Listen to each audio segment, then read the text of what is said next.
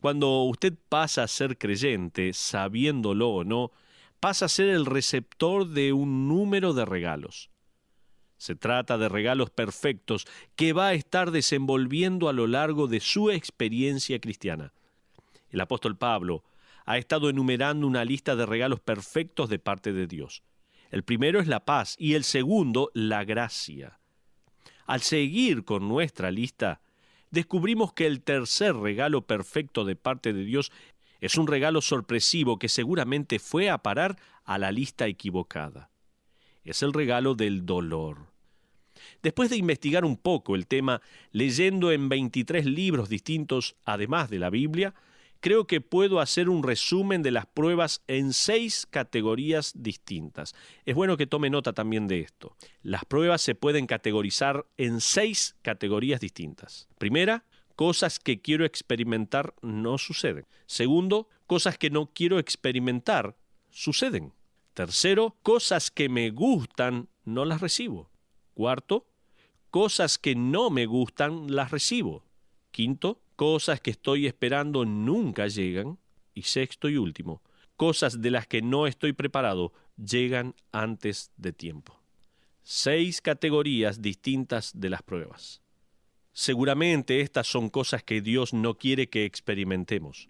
Los regalos de la adversidad, la aflicción y el dolor son como el regalo del elefante blanco. No los queremos, pero un Dios enfurecido nos los da.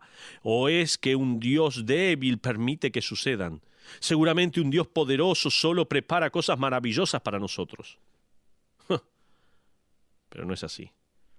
Salomón lo puso de la siguiente manera en Eclesiastés capítulo 7, versículos 13 y 14. Dice la Biblia, Eclesiastés 7, 13, mira la obra de Dios, porque ¿quién podrá enderezar lo que él torció? En el día del bien goza del bien, y en el día de la adversidad considera, Dios hizo tanto lo uno como lo otro. Ese versículo es probablemente el más ignorado en el cristianismo del siglo XXI. Todos parecen estar convencidos de que Dios quiere traer días de prosperidad y bendición, que seguramente Dios no traerá días de adversidad. Sin embargo, Salomón escribió que Dios no solo trae días de prosperidad, sino que crea también días de adversidad. ¿Qué le dice uno a la víctima de un accidente? ¿Qué le dice a un hermano que tiene una enfermedad terminal? ¿Qué le dice usted a alguien que está al borde de la muerte o en la escena de un crimen violento? ¿Por qué es que nadie admite que la vida es una zona de guerra con batallas verdaderas y balas verdaderas y sangre verdadera? Hay enfermedades, dolor y desilusión. Hay experiencias feas, accidentes, lágrimas y muerte. ¿No le gustaría escuchar de alguien que es como el apóstol Pablo, no solo queriendo saber del poder de la resurrección, sino también del ser partícipe de los sufrimientos de Cristo? ¿Qué diría esa persona? Bueno, para comenzar, esa persona diría que la tribulación y la aflicción son inevitables. Diría que las cosas que uno quiere experimentar no suceden. Diría que las cosas que uno no quiere experimentar, esas suceden. Diría que las cosas que uno le gustan, no las obtiene. Diría que lo que uno realmente no quiere o no le gusta, suceden. Diría que las cosas que uno espera nunca llegan y que las cosas para las que uno no está listo suceden temprano. Si usted aún no está convencido de que la adversidad y el dolor son inevitables para el creyente, escuche entonces este versículo en Filipenses 1:29. Porque a vosotros os es concedido a causa de Cristo no solo que creáis en Él, sino también que padezcáis por Él. La gente en la actualidad dice: el sufrimiento es malo. Los que sufren están fuera de la voluntad de Dios. Si usted sufre es porque está en pecado. Si usted no prospera, evidentemente no tiene fe. Eso es lo que dice la gente hoy en día. Escuche lo que dice un gran hombre de fe en su diario, en 2 Corintios capítulo 4, versículos 8 y 9. Que estamos atribulados en todo, mas no angustiados, en apuros, mas no desesperados, perseguidos, mas no desamparados, derribados, pero no destruidos. Eso Es lo que yo llamo superar las adversidades de la vida. Puede escribir una palabra en el margen de su Biblia en Romanos capítulo 5, versículo 3. La palabra que usa Pablo es tribulación, y es una palabra que se refiere a las aceitunas o a las uvas cuando se las exprime para sacarle el jugo. Por ende, uno bien puede escribir la palabra presión o dolor en vez de tribulación. Pablo escribe el siguiente testimonio en el versículo 3. Y no solo esto, sino que también nos gloriamos en las tribulaciones. Dicho de otra manera, está diciendo a cada creyente que los momentos de presión dolorosa y tribulación son parte inevitable de la vida del creyente. Pero aún así, uno puede gloriarse y alabar fervientemente a Dios mientras está siendo exprimido. Y usted se pregunta ahora, ¿cómo puedo hacerlo? El dolor del alma es una parte esencial de la vida. Eso nos deja aquí en este segundo punto la segunda verdad, y es que la tribulación no solo es inevitable, sino que es esencial. Al igual que el dolor físico, que es tanto inevitable como esencial, el dolor del alma, la presión en nuestras emociones y el estrés de la vida en general es tanto inevitable como esencial. Déjeme mostrarle, por favor, maneras en las que Dios utiliza el dolor. Según la Biblia, Dios utiliza el dolor o la tribulación en dos maneras. Escuche lo que le digo. Dios usa el dolor para corregirnos. En primer lugar, tome nota, como siempre le digo, Dios usa las tribulaciones para corregirnos. David escribió lo siguiente en el Salmo 119, versículos 67, 71 y 75. Lo leo. Antes que fuera yo humillado, descarriado andaba. Mas ahora guardo tu palabra. Bueno me es haber sido humillado, para que aprenda tus estatutos. Conozco, oh Dios, que tus juicios son justos y que conforme a tu fidelidad me afligiste. Al igual que un padre disciplina a su hijo causándole dolor para cuidarlo de que sufra más dolor a causa de una quemadura o del tráfico en la calle, el Señor utiliza situaciones dolorosas para arrestar nuestra atención y para protegernos de que no nos lastimemos más. En segundo lugar, Dios no solo usa la tribulación para corregirnos, sino también para construirnos. Ese es el sentido que Pablo le da en el capítulo 5 de Romanos. Fíjese lo que él continúa escribiendo en el versículo 3. Y no solo esto, sino que también nos gloriamos en las tribulaciones, sabiendo que la tribulación produce paciencia. Pablo ha estado hablando acerca de la justificación y lo que la justificación hace por nosotros. Ahora pasa a hablar acerca de lo que la tribulación produce en nosotros. ¿Qué produce? El dolor produce perseverancia o paciencia. El dolor está produciendo paciencia. La justificación nos da paz, pero no nos hace pacientes. La justificación nos da gracia, pero no nos hace más piadosos. La justificación es la base, el fundamento, pero Pablo ahora habla de la construcción de la vida del creyente con la tribulación siendo el contratista para el trabajo. ¿Lo entendió? La mayoría de nosotros pensamos que cuando le entregamos nuestra vida a Cristo, Él va a remodelarnos. Pensamos que Él va a cambiar el empapelado o la pintura, que Él va a quitar la alfombra o poner pisos nuevos. No. Dios no remodela habitaciones. Él derriba la casa por completo y la construye nuevamente de cero. Él no pone nuevas luminarias. Dios hace todo el cableado de nuevo. Él no trabaja por 48 horas, sino que obra en uno toda la vida. Y Él prometió que el que comenzó en usted la obra la completará. Y el dolor produce perseverancia. Pero en segundo lugar, el dolor produce también pureza. La perseverancia va a producir pureza. Continuando con Romanos 5:4, Pablo dice, y la paciencia prueba. La idea aquí es que la perseverancia produce un carácter aprobado, o sea, un carácter sin impurezas. La palabra carácter, que en la Reina Valera es traducida prueba, da la idea de un antiguo orfebre que refina oro crudo en su horno. La única manera de separar el oro del material a desechar es por medio de calentarlo hasta derretirlo. Las impurezas suben hasta la superficie y son quitadas allí. El artífice sigue aumentando el calor hasta que todas las impurezas son quitadas en absoluto.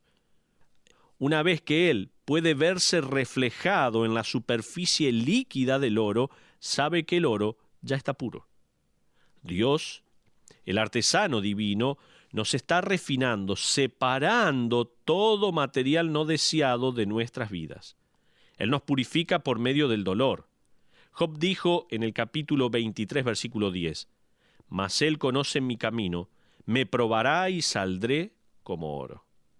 Imagínese, si Dios desea ver su rostro reflejado en nuestro carácter, quizás el calor deba ser intenso en alguna área de nuestra vida por el simple hecho de que aún Él no ve su reflejo. Entonces, Dios va a tener que aumentar ese calor. Pero también el dolor produce perspectiva. La tribulación produce perseverancia, la perseverancia produce pureza y finalmente la pureza produce perspectiva. Pablo escribe en el versículo 4 de esta manera, y la prueba produce esperanza. Podemos llamar a esto perspectiva eterna. Dios no promete quitar nuestro dolor o siquiera aliviarlo, sino que promete transformar nuestro dolor y usarlo para construir vidas que estén marcadas por perseverancia, paciencia, pureza y perspectiva. Eso es lo que Dios promete. Sin embargo, nuestra perspectiva tiene que ir más allá de nuestras vidas hasta la eternidad. Eso fue lo que dio gozo y esperanza a Pedro. Escuchen lo que dice en Primera de Pedro capítulo 1 versículos 6 y 7.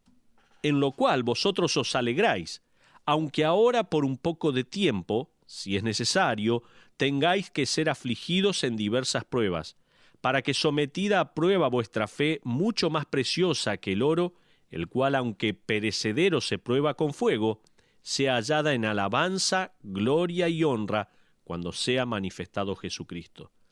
Ese pasaje es Primera de Pedro, capítulo 1, versículos 6 y 7.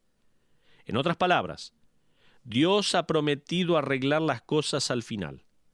Deje que la historia termine. Deje que termine.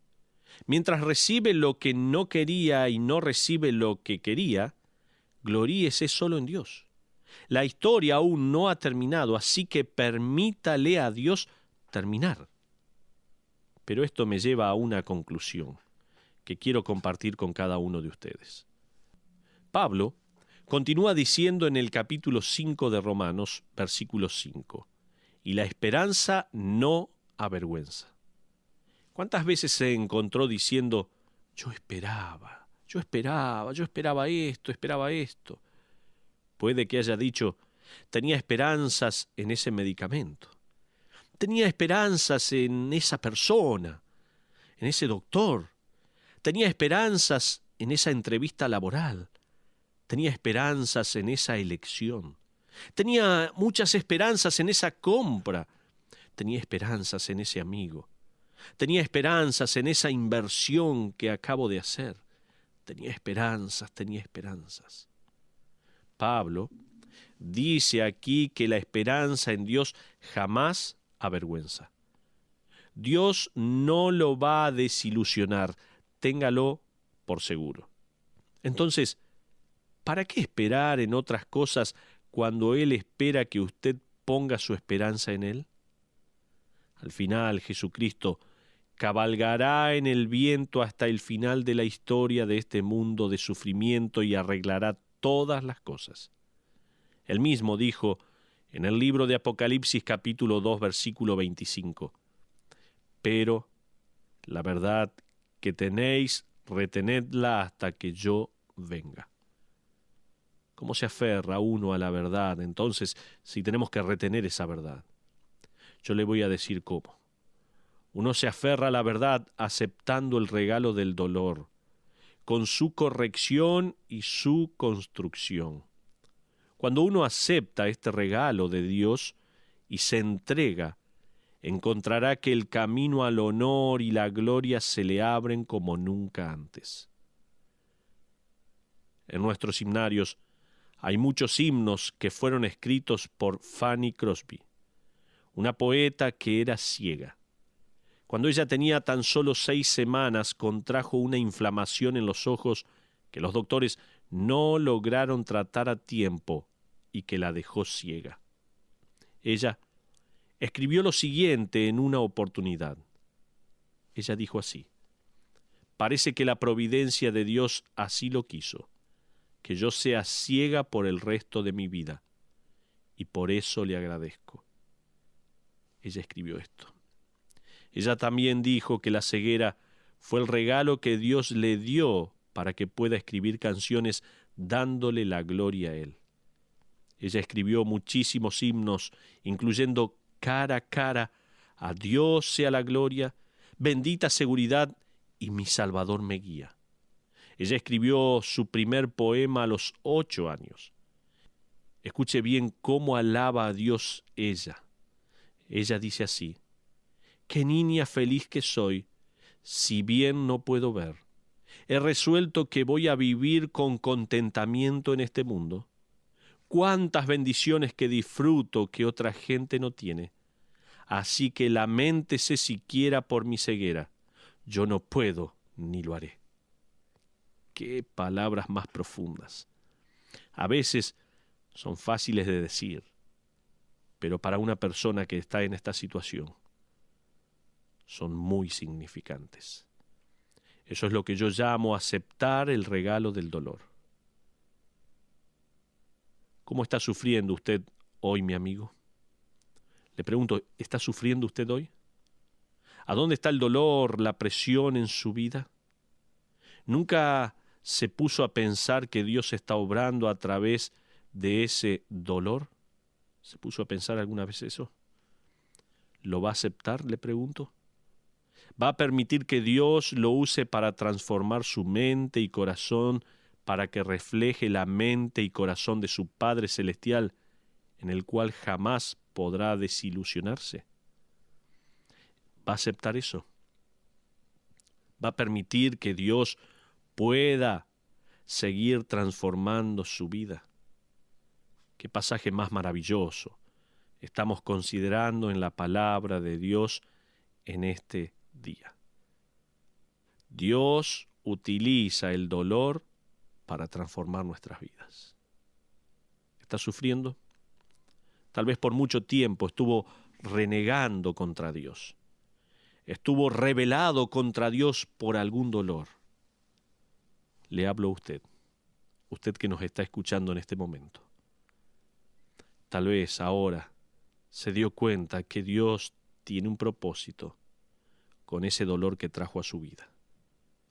¿Por qué no ora? ¿Por qué no le pide perdón a Dios en este momento? Le dice: Señor, perdóname. Por mucho tiempo no disfruté de todo lo que tú tienes preparado para nosotros. No hice como esta mujer, que entregó todo lo que ella estaba viviendo en sus manos. Y como ella dijo, he resuelto que voy a vivir con contentamiento en este mundo. Haga eso en este momento. Resuelva vivir con contentamiento en este mundo. Y el resto de su vida, seguramente, se lo puedo asegurar, va a ser muy diferente. Ore a Dios, pídale perdón al Señor en este momento, allí donde está, donde usted se encuentra, en cualquier lugar. Eleve una oración a Dios. Dígale: Señor, perdóname. Quiero comenzar a vivir con contentamiento en este mundo, a partir de este momento, soportando lo que tú traigas a mi vida, porque sé que es para mi beneficio. Padre, te alabamos. Gracias por tu palabra, gracias por los conceptos tan maravillosos que tú nos dejas y que podemos entender y comprender, Señor. Gracias por lo que tú haces a nuestro favor. Gracias porque a veces traes dolor a nuestra vida, que no lo entendemos, no lo aceptamos, pero en este momento, Señor, comprendemos que es para nuestro beneficio. Escucha cada una de nuestras oraciones, Señor. Hay muchos que estamos orando y pidiéndote perdón por no haber aceptado tu voluntad en nuestras vidas. Señor, resolvemos vivir con contentamiento de aquí en adelante. Gracias por tu palabra, que tanto bien nos hace. Pedimos tu bendición y lo hacemos en el nombre de Cristo Jesús. Amén.